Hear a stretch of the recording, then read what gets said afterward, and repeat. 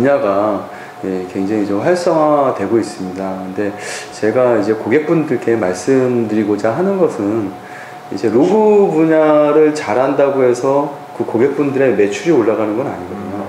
단지 컴플라이언스나 규정 준수를 잘 준수를 하기만 하면 되는 건데 너무 크게 보시지 마셨으면 하는 거예요. 뭐 우리 제품을 사용하지 않으셔도 되고요.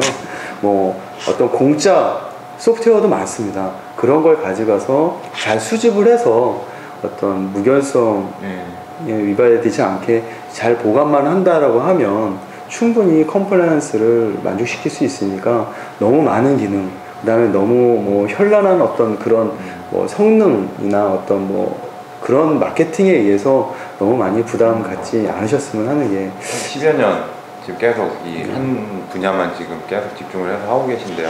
그렇게 좀 많은 에피소드가 좀 있으셨을 것 같아요. 그러니까 좀 시장이 이제 커진 것도 사실 얼마 안 될 것 같고요. 그래서 좀 궁금한 게 이제 처음에 어떻게 이 시장을 생각을 하셨는지 그리고 또 이제 하시면서 좀 어려웠던 건 어떤 건지 좀 이런 걸 좀 말씀을 좀 해주셨으면 하는데요. 일단 그 뭐 에피소드라기보다는 이제 맨 처음에 이제 그 고객분들이 이제 딱 이제 저를 이제 만나면 도대체 로고를 왜 관리해야 되는지 얘기를 해요. 그럼 그 로고를 왜 관리하고 그 다음에 어떻게 관리를 해야 되고 그 다음에 관리하면 뭐가 좋은지를 한 3시간 정도 설명을 하보면 나중에 또 물어보세요. 그러니까 왜 해야 되는 건데 근데 지금은 왜 해야 된다라고 묻지는 이제 않으시는 것 같아요. 그러니까 당연히 해야 되는데 이제 어떤 성능이나 어떻게 해야 되는지만 말씀드리면 되니까 좀 더 이제 수월한 부분이 있게 되고요. 처음 이제 제가 이 분야를 이제 하게 된 게 이제 웹로그 분석이라는 것부터 시작을 했습니다. 웹로그 분석이라는 거는 이제 웹로그를 잘 보관을 해서 마케팅적으로 잘 사용하게끔 이렇게 이렇게 하는 건데 그거를 이제 분석을 계속 이제 하다 보니까 분명히 웹 쪽 말고 다른 쪽의 로고를 분석을 하면 더 좋은 정보가 분명히 나올 것 같다 라는 생각을 하게 됐어요. 그래서 웹 쪽은 이제 또 하는 데가 좀 그 당시에 또 많이 생기니까 우리는 특화돼서 이 기술력을 가지고서 좀 다른 분야에 좀 더 좋은 분야에 사용하자라고 했는데 생각보다 분석해야 될 로고 양이 엄청 많고요. 그 로고 종류는 한 3가지 로고 포맷만 개발하면 되는데 여기에는 이제 전 세계에 알려준 게 한 10만 개 정도 됩니다. 로고 포맷이 해도 끝이 없는 그런 분야 것 같아요. 지금 직원이 몇 분이세요?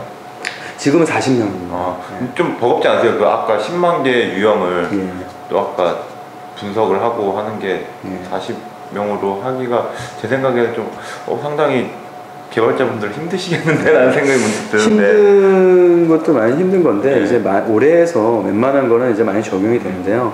이제 새로운 로고 포맷도 계속 나오고 있거든요. 그래서 저희가 이제 생각해놓은 어떤 방법론에 의해서 고객분들 자체가 회사 내에 있는 로고 포맷을 손쉽게 적용할 수 있게 개발 체계를 만들어 놨습니다. 그래서 저희 툴을 이용해서 몇 번 정도만 이렇게 해놓으면 우리 회사에 있는 새로운 로고 포맷을 다 적용할 수 있게 이렇게 돼 있습니다. 그럼 모듈화가 돼 있는 모듈화가 돼 있고요.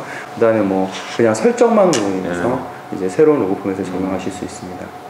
그 요즘에 이제 창업하시는 분들 꽤 많으시거든요. 그래서 창업하실 때 이제 가장 많이 생각을 하시는 게 이제 솔루션 쪽 해서 좀 기발한 아이디어들도 많고 막 그런데 사실 창업을 했다가 되게 허덕이고 이렇게 힘들어하시는 분들이 좀 있으세요. 대표님께서도 마찬가지로 초반에 그런 길을 걸으셔서 지금까지 오셨을 것 같은데 좀 어떠실까요? 좀 조언을 좀 부탁드려도 될까요? 제가 말씀드리고 싶은 거는 뭐냐면 꾸준하게 걸어가라.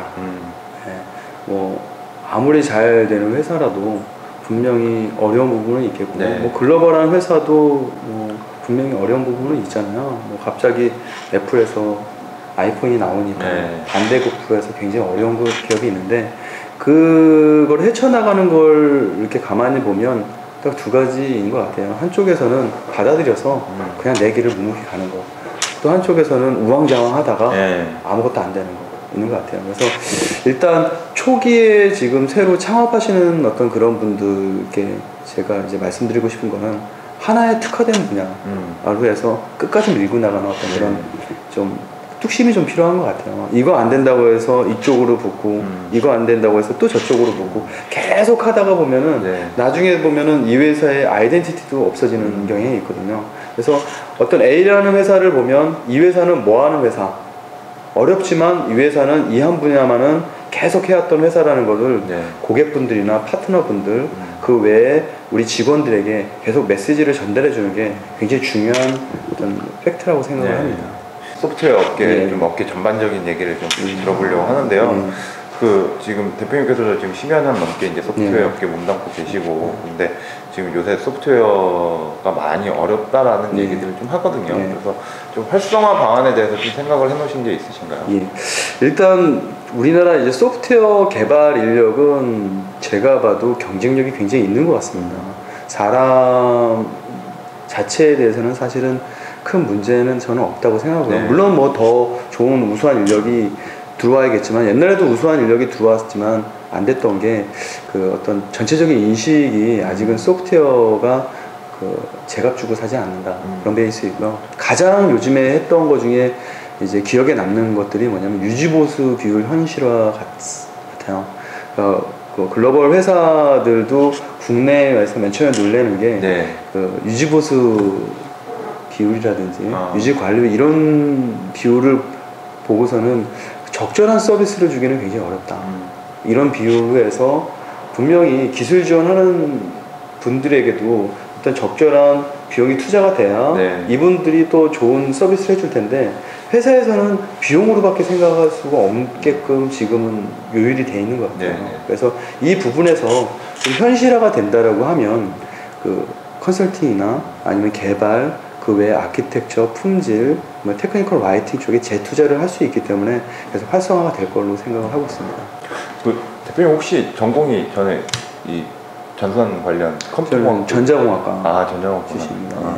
그 지금 제가 왜 이런 걸 여쭤보냐면요, 이 개발자들이 굉장히 많잖아요, 우리나라에. 그리고 또 개발자를 하려고 꿈을 꾸고 있는 더 어린 학생들도 있고. 근데 이제 개발자를 하면은 요즘에 인식이 개발자는 3D다. 그래서 힘들고 배고프고 뭐 이런 지금 고생은 고생들 하고 대접은 못 받고 이런 얘기들 좀 있는데, 그 이제 개발자들이 이제 회사를 막 알아보고 있어서 또 좋은 개발자를 또 끌어들이시는 것도 또 되게 중요할 것 같거든요. 그래서 국내 개발자들한테 좀 이렇게 우리 회사로 딱 오면 돼, 이런 걸 딱 해주겠다, 좀 이런 비전을 좀 제시해 줬으면 해서 제가 이제 말씀을 드리는 겁니다.